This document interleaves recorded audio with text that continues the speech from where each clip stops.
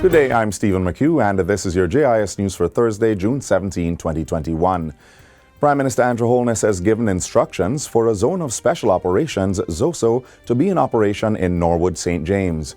Mr. Holness issued the declaration Sunday, arguing that the community continues to be characterized by increased gang-related violence and criminal activities. Since the beginning of the year, 15 murders and 14 shootings have occurred. Since 2019, within that community, there has been recorded 66 murders. But more disturbingly, there are 6 gangs known to be operating within that very small space. And those gangs, though they are based in that area, operate all over St. James. The Prime Minister says the ZOSO is expected to bring peace to the community and provide an opportunity for the area to turn a new leaf. Norwood is the latest community to benefit from the Clear, Hold, Build model, which is aimed at improving citizen security and quality of life for Jamaicans.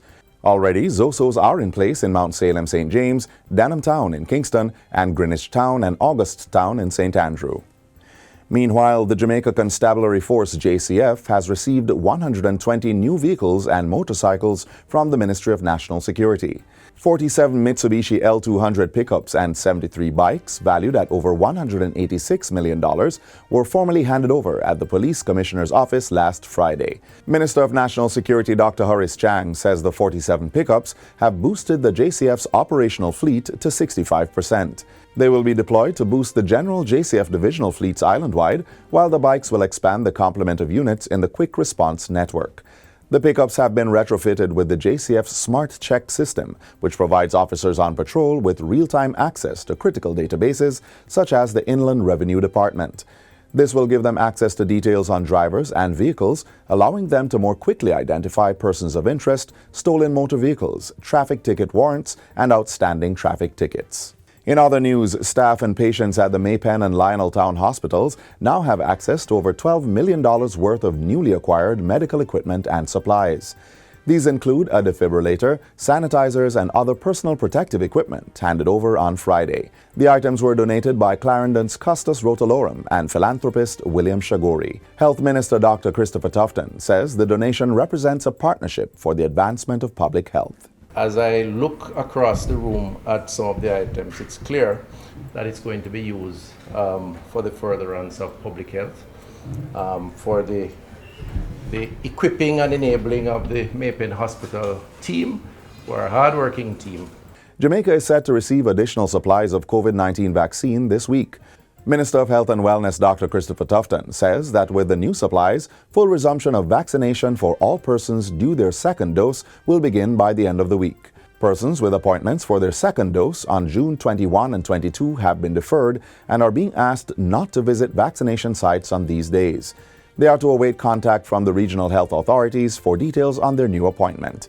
Vaccination will resume for persons 50 years and older who are due their second dose on Wednesday, June 23.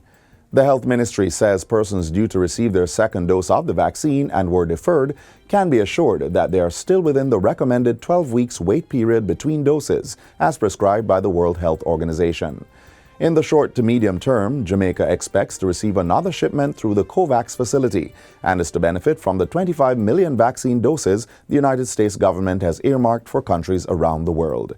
Distribution of the U.S. vaccines is expected to start by the end of June. In the meantime, the National Health Fund continues to negotiate the purchase of vaccines through other mediums. The St. Catherine High School will have a performing arts center by December. The Chase Fund broke ground for the ground floor of the $49.9 million complex on Friday. The 6,338 square feet space will have a stage area with lighting and sound, a multipurpose seating area for 850 people, male and female restrooms, and dressing rooms. Prime Minister Andrew Holness says the center is part of the government's thrust to build modern, purpose-built first world schools which will support the island's development goals. I am expecting that the academic staff here will craft a cultural program, a performing arts program that will be uplifting, that will be edifying, that will be used to project the pro-social and pro-growth values and attitudes that we need to create the men and women of the society that will see Jamaica move from poverty to prosperity. And finally, Environment and Climate Change Minister Pernell Charles Jr. says the state will be paying closer attention to the potential loss of biodiversity on the island. This, he says, will be done through the creation of an enabling framework of legislation, policies, and regulations to advance the environment agenda.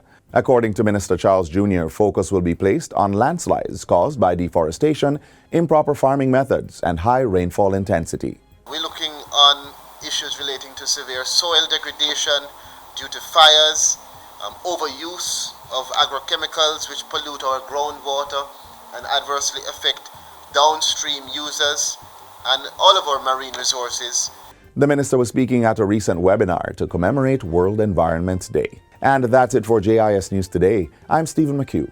Thanks for watching.